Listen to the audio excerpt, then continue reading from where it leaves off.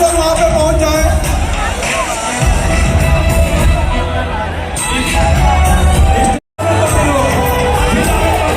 आपके सामने आपके प्रमुख लीडर जनाब रईस शेख साहब, इकरा हसन साहब, प्लीज देखिए स्टेज पे कोई नहीं आएगा। नहीं नहीं कोई नहीं आएगा।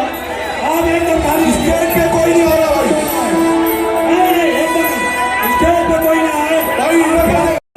महाविकास आघाड़ी जिंदाबाद, समाजवादी पार्टी जिंदाबाद, राहुल गांधी जिंदाबाद, जिंदाबाद, जिंदाबाद, आदिवासी आदमी जिंदाबाद, रईस जिंदाबाद, हसन जिंदाबाद। आवाज दो। सुन रहे भाई, सुन रहे आप?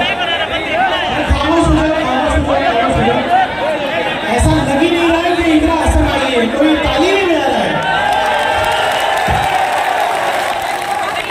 जोरदार स्वागत इंदिरा हसन का हमारी member of parliament from Uttar Pradesh, जोरदार तालियों से।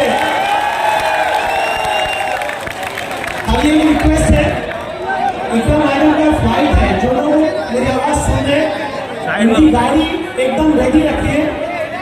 अगर गाड़ी पीछे की ओर से जा सकती है, गाड़ी किधर है, कौन देख रहा है? हमारा प्रोग्राम 10 बजे तक चलेगा। खाली ये है कि उत्तरा मैडम को हम छोड़ देंगे क्योंकि उनकी फ्लाइट है। बाकी अगर स्टेज पे सब लोग बैठ जाए तो कुछ बात बोले।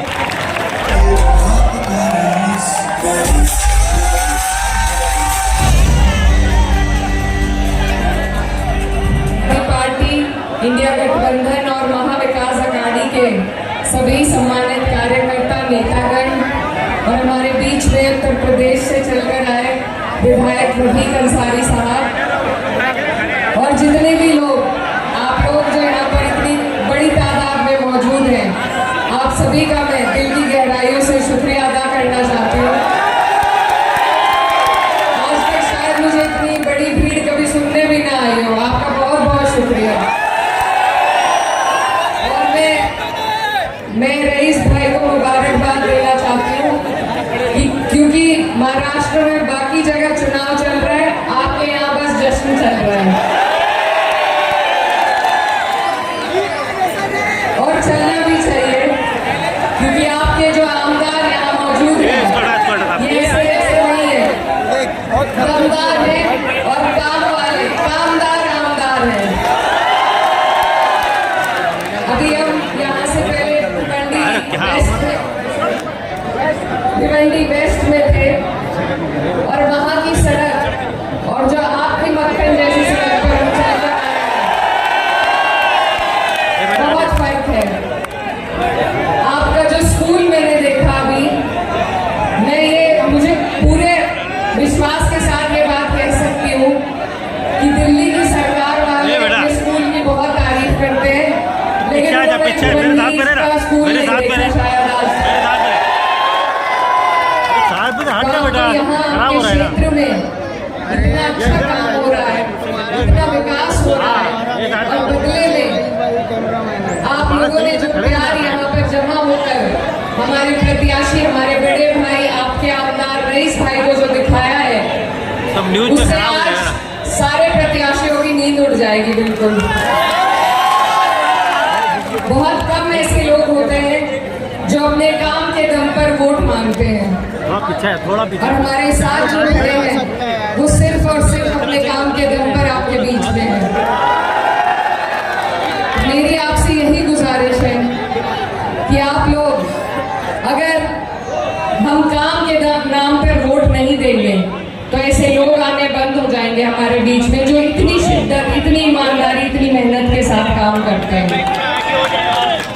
मुझे पूरी उम्मीद है कि आप लोग जितनी जोश और गर्मजोशी के साथ यहाँ खड़े हैं, आप इस प्यार को, इस मोहब्बत को अपनी आने वाली 20 तारीख तक बरकरार रखें और इसको वोटों में तब्दील करें। बस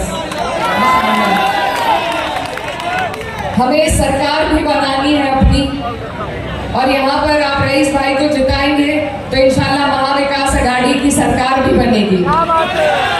क्योंकि अभी जो काम आपके यहाँ हुआ है वो ऐसी सरकार में रहते हुए इन्होंने करवाने का दम रखा जो हमसे मुखालिफ थी।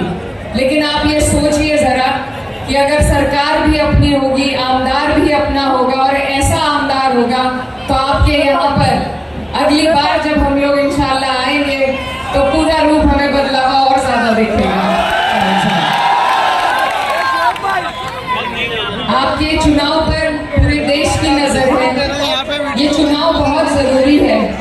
जो हालात हमारे देश में बनाए जा रहे हैं, आपस में एक दूसरे को भिड़ाकर, तो उस लड़ाई का अगर हम किसी तरीके से जवाब दे सकते हैं तो सिर्फ और सिर्फ आपके वोट के माध्यम से आप जवाब दे सकते हैं।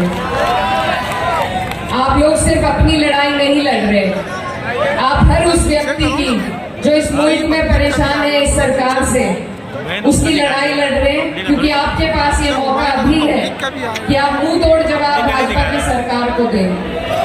ये सरकार पहले भी बेईमानी से बनाई गई थी, खरीद फरोख्त से बनाई गई थी, लेकिन इस बार हमें ज्यादा से ज्यादा महाविकास अघाड़ी इंडिया गठबंधन के प्रत्याशी जितवाने हैं, क्योंकि जब तक सरकार नहीं बनेगी तब तक सूरत पूरी नहीं बदलेगी।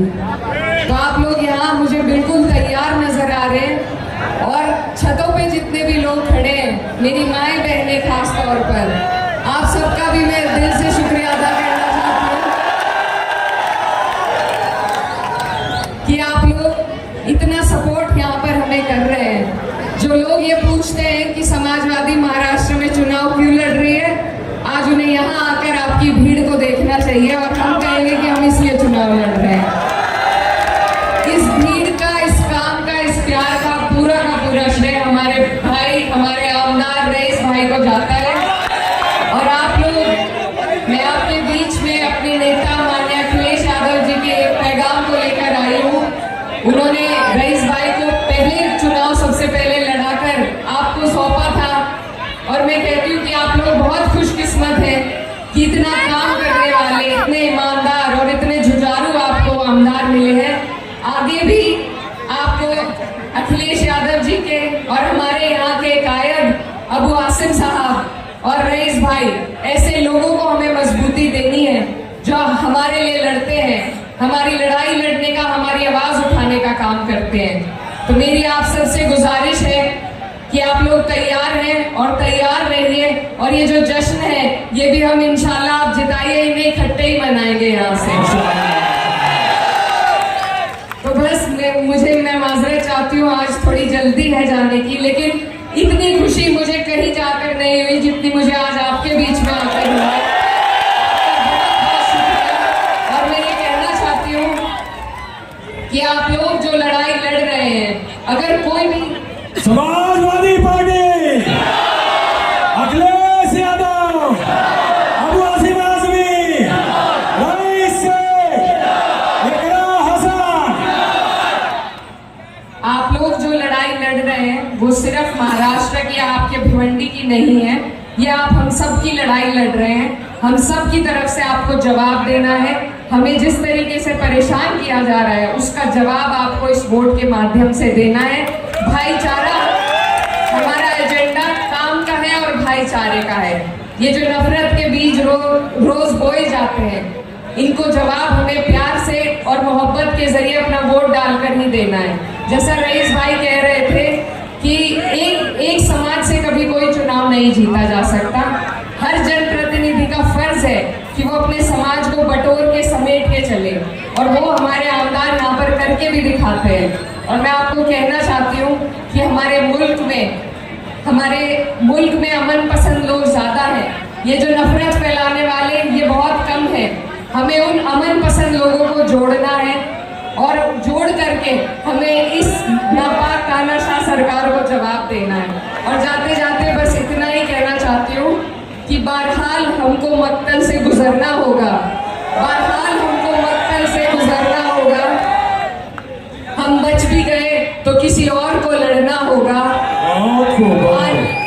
आने वाली नस्लों को मुसीबत से बचाना है, अगर जो भी करना है इसी नस्ल को करना होगा।